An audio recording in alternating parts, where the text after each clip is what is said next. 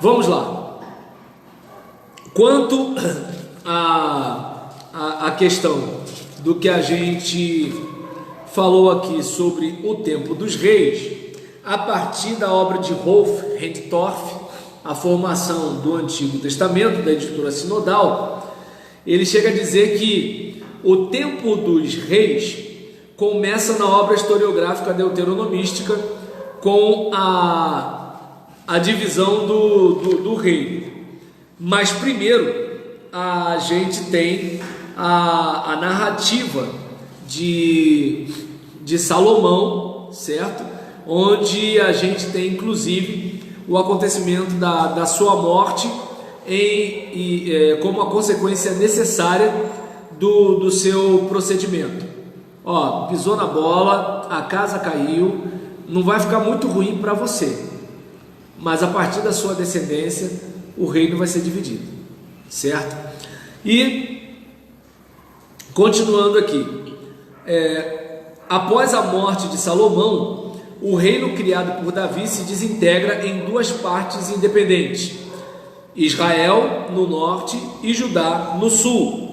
Enquanto em Judá, o filho mais velho de Salomão, Roboão, consegue garantir a continuação da dinastia de Davi, 1 Reis 12:17, em Israel é entronizado Jeroboão, o qual fora prometido anteriormente este reino por uma palavra profética, capítulo 11, versículo 29 em diante, e capítulo 12, versículo 20. Essa divisão se expressa a seguir em sua disposição da obra, em toda a disposição da obra. Os acontecimentos do reino do norte e do sul são tratados separadamente, contudo, é conservada a estreita conexão entre ambos, pelo fato de que não se formam dois relatos contínuos e independentes. Pelo contrário, os acontecimentos simultâneos em ambos os reinos são relatados um logo após o outro. Desta maneira, seguem após a notícia sobre a morte de Roboão, rei de Judá, capítulo 14, versículo 31, primeiramente os dados de seus sucessores, Abias, capítulo 15, versículo 1 a 8, e Asa, capítulo 15, versículo 9 a 24, que começaram ambos a reinar ainda durante a vida de Jeroboão, rei de Israel. Então seguem primeiramente os dados correspondentes sobre o reino do norte. O começo do reinado de Nadab, sucessor de Jeroboão, dá-se no tempo do rei Asa de Judá, capítulo 15, versículo 25 a 28, bem como o de Baasa, que o mata e assim conquista o trono, capítulo 15, versículo 28 a 16, versículo 6. Nesta apresentação alternante, sempre são usados para datar as ocorrências os anos do governo do rei respectivo no estado vizinho, portanto, usa-se o método de sincronização. Então você vai ver que há uma intenção de mostrar em que época fulano está governando a partir do que está acontecendo no reino vizinho, entendeu? Vamos continuar. Quanto aos dados sobre a origem, a idade e a duração do governo de cada rei, os quais são informados no início do trecho sobre o seu respectivo reinado, o deuteronomista pôde tirá-los novamente de fontes fidedignas, como está colocado aqui, dos anais dos reis de Israel, capítulo 14, versículo 19, 16, versículo 5, etc. Respectivamente, dos anais dos reis de Judá, capítulo 14, versículo 29, capítulo 15, versículo 7 e versículo 23. Afora isso, transparece nitidamente sua própria posição. Logo após estes dados objetivos, acha-se regularmente uma sentença sobre a atitude do rei respectivo para com os mandamentos divinos. Capítulo 14, versículo 22, capítulo 15, versículo 3, versículo 11, versículo 26, etc. Então a gente percebe que ele, além de contar o fato, ele emite um juízo. Fulano fez isso aconteceu por causa daquilo, e assim por diante. Desculpa. Desta maneira, revela-se que o critério básico da avaliação dos reis é se eles limitaram o culto exclusivamente ao santuário central em Jerusalém ou não. O autor avalia, portanto, segundo a exigência do Deuteronômio, que reconhece somente um único lugar de culto.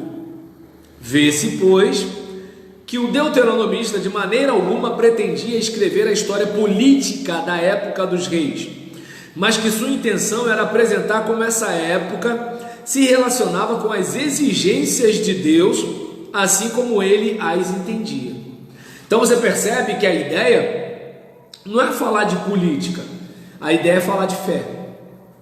Como esses reis caminhavam com Deus, como esses reis lidavam com os profetas, como os profetas agiam diante da ameaça ou dos benefícios que os reis ofereciam. Deixa eu ver aqui. Sua visão global é inequivocamente negativa.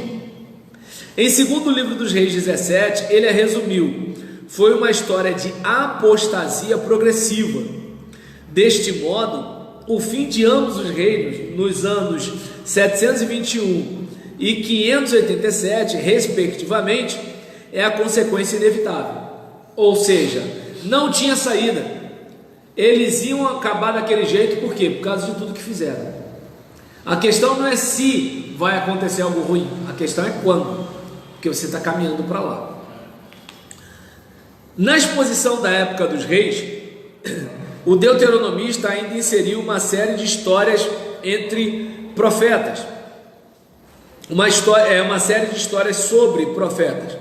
Especialmente devem ser mencionadas as narrativas extensas sobre Elias, 1 Reis, capítulo 17 a 19 e capítulo 21, 2 Reis, capítulo 1 e 2, e Eliseu, 2 Reis, capítulo 2, versículo 1 a 13, versículo 21, sobre Isaías, 2 Reis, capítulo 18, versículo 13 a 20, versículo 19, e ainda sobre Aías, o Silonita, 1 Reis, capítulo 11, versículo 29 a 12, versículo 20, e Micaías, filho de Imlá, capítulo 22 do primeiro livro dos Reis. A obra historiográfica deuteronomística expõe, portanto, nos livros de Josué até 2 Reis, com base em material de tradição mais antiga, a história desde a tomada da terra até o fim do reino de Judá, sujeitando-a, ao mesmo tempo, a uma avaliação teológica, ou seja, além de contar desde Josué, segundo livro dos Reis, emite um juízo. Qual é a posição dessa gente diante de Deus? Não contém historiografia no sentido moderno, que nem a gente hoje em dia. Isso é verdade, aconteceu, não aconteceu, baseado em quê? Antes,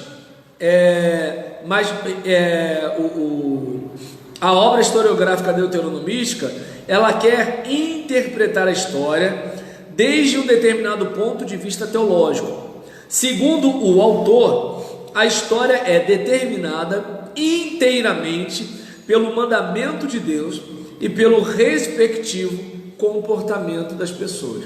Então tem aquela questão: Deus dá uma orientação, a gente pega um outro caminho, Deus dá uma orientação, a gente segue, e lá na frente a gente paga a fatura com juros sobre juros daquilo que a gente não atendeu, ou prospera juros sobre juros em cima daquilo que a gente obedeceu, certo?